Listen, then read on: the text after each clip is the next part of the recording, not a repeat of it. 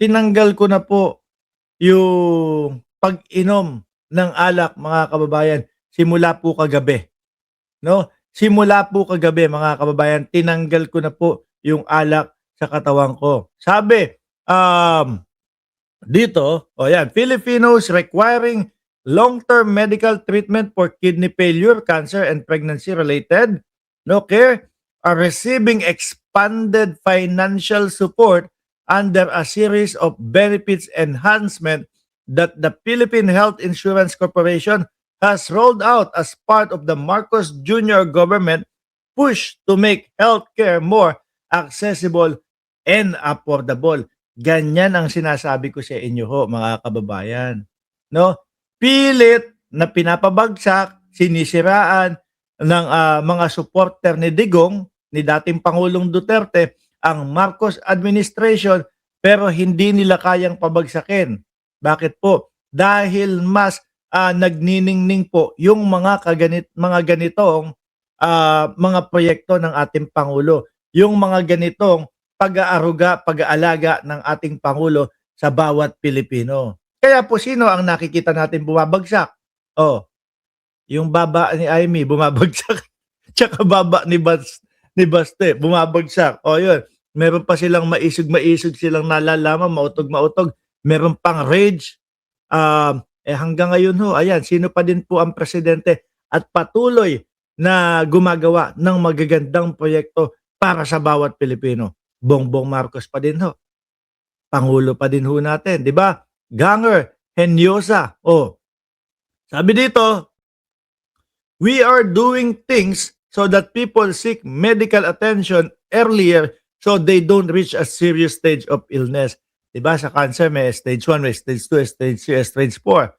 Merong yung bago pa lang magka-cancer o bago pa lang maging cancer, nalalaman na, detect na. Iyan ho yun mga kababayan. Ang gustong tukuyin ni Presidente Marcos. Bago nga naman umabot sa seryoso at talagang magkanda ubos-ubos ang laman ng wallet mo, ma-check na natin. At hindi matakot yung mga kapwa natin Pilipino na magpunta ng ospital o ng doktor. Kasi ho, ang numero uno na kinatatakot ng mga kapwa natin Pilipino, mga bossing, yung pagpunta po ng ospital eh.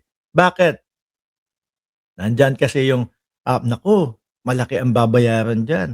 Naku po, natatakot ako kasi baka ma-detect ako na meron akong ganitong karamdaman, madami tayo babayaran dyan. Huwag kayong matakot. Nakaagapay ang gobyerno ni Pangulong Bongbong Marcos sa mga Pilipino, sa ating mga Pilipino, lahat ng Pilipino. Kahit DDS ka pa, makakatanggap ka ng mga ganyang serbisyo. Kaya tigilan nyo na yung mga pang-uuto sa mga kapwa ninyo DDS na walang ginagawa si Pangulong Bongbong Marcos. Kaya naman ho lagi tayong nag-uumpisa sa ating mga vlog ng mga ganyang magagandang bagay. Bakit po? Kasi ho mga kababayan, madami na po yung mga vloggers, no, lalong-lalo na diyan sa side ng mga DDS, ang puro fake news ang ipinapalabas po mga bossing. Ngayon, sige, ito na tayo, no? Okay na yung good news natin. Nasaan na ba? Sino ba uunahin natin dito? Okay. Sabi nung sabi ni Respicio doon sa mga DDS.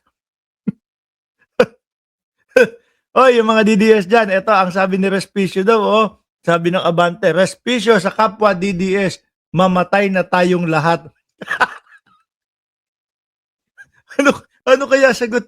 Ano kaya sagot ng mga DDS dito sa sinabi ni Respicio na ganito? Ano po? Kasi ito mga kababayan, hindi ko tinapos no? Yung pagsasalita ni Respicio doon sa entablado dahil nga po ito, magiging parang Bato de la Rosa at sino pa ba yung ibang mga pa-interview? Magiging Bato de la Rosa at parang Chavit Singson na din ho itong si Respicio, mga bossing. Bakit po? Pinakakasuhan o nakasuhan na. Ano po? Kakasuhan nila Melvin Matibag at ng CICC. Ano po? Dahil doon sa mga pahayag niya na revolusyon ng gusto. Hinihimok ang ating mga kababayan na magrevolusyon. Hindi ko natapos ng buo yun dahil nga umpisa pa lang masakit na sa tenga. yung boses nitong si Respicio, umpisa matibag, parang gago. 'Di ba? Cheryl Banyaga, oh, parang may sapak sa ulo, matibag, gano'n. Tsaka biruin mo, grabe na yung mga pambabastos at yung pagiging bastos nitong mga ito, 'no? Biruin mo ba naman sabi ni Respicio kay Director Matibag, "You're a large piece of" hmm, 'di po ba? Ngayon, hindi ko sure kung doon sa bandang hindi ko mga napanood, mga kababayan, ano, talagang sinabi ni Respicio, "Mamatay na tayong lahat." Sabi dun sa inyong mga DDS. Paano ngayon 'yan? Ano sasagot niyo? Ano sinagot niyo kay Respicio? Anak ng putek, ako ayokong nananalangin ng mga gano'n. Hangga't maaari po ayokong nagdi-discuss, nagta-topic nung merong mga mamamatay or whatever, 'no? Si dating Pangulong Duterte minsan nasasabi ko na malapit na 'yan, bakit? Yun naman po ang katotohanan, yun naman po yung real talk, 'di ba, Angel Ran at si Ma'am Neng Gigi, ako din sumasakit ang tenga ko sa ulo ko at sa boses ni Respicio. Hindi kasi ganyan ho yung estilo ni Respicio, eh. Yung tipong akala ho makakapanindak doon sa mga garalgal na boses, ah, matibag, 'di ba? Akala makakapanindak ho mga bossing. Mga DDS lang naman ang maniniwala doon sa mga gano'ng paninindak na 'yon, yung matataas, malalaki ang boses. Ngayon, mga DDS, para sa inyo ito, 'no, mamatay na daw kayong lahat, sabi ni Respicio. Tumatakbo sa isip ko, paano kaya kung mangyari ito? Una, mababawasan na ng salot sa Pilipinas. Ano po, una, mababawasan ng salot sa Pilipinas. Pangalawa, panigurado tatahimik ang ating bansa, 'no? Pangatlo, bababa ang porsiyento ng mga utu-uto sa ating bansa kapagka ganito ang nangyari. Anyway, siningit ko lang ho 'yan mga kababayan, 'no?